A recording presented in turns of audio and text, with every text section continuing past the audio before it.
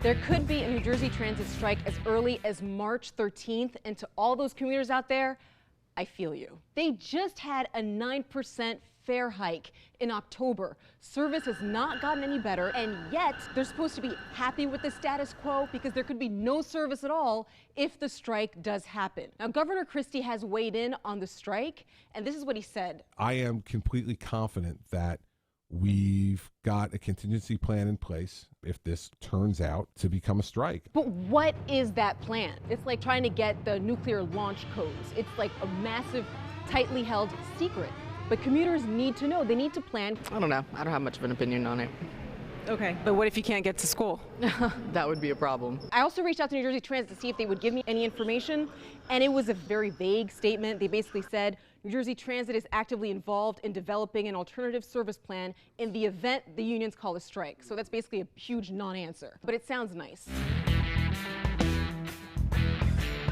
I went to Assemblyman John Wisniewski, who's the chairman of New Jersey's Transportation Committee, to get some answers. Regardless of what happens here, the commuters need to know that New Jersey Transit is looking out for them, which means letting the commuters know what the plan is. NJ Transit's actually encouraging people to buy the monthly pass. Like they had a proactive statement like, don't worry, nothing to see here, buy the pass. They want to keep making money. Right. It's very easy to pin this on the executives at NJ Transit for not having a plan B. I would argue their plan A is not too good anyway. Who else would you blame? But the challenge is nobody's talking about what the union is striking over. 30 years ago, NJ Transit went on strike. The employees didn't like their work conditions. This time, it's a totally different scenario. They just don't like their pay and their benefits. Their union said we would accept a 2% contribution from our members, and NJ Transit said, no, we want you to have a 20%. Now, just so you understand what that is, it's not 2 or 20% of their salary, it's just of the health care premiums that they pay. What their demands are so outrageous that I am embarrassed that no politician has stood up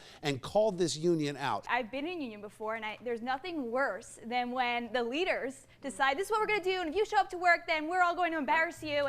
But I wonder how many of these workers actually stand for the call here and are, as a result, going to ruin the workday for everybody else. Just because their health benefits right now are better than a lot of other people's in the country doesn't mean that they should necessarily, on an individual basis, let go of what they have. But as far as contingency plans, you know there's not one. There's no substitute for losing all the railroad and all the buses in the Northeast. They need to become something for profit, because what they're doing now isn't working.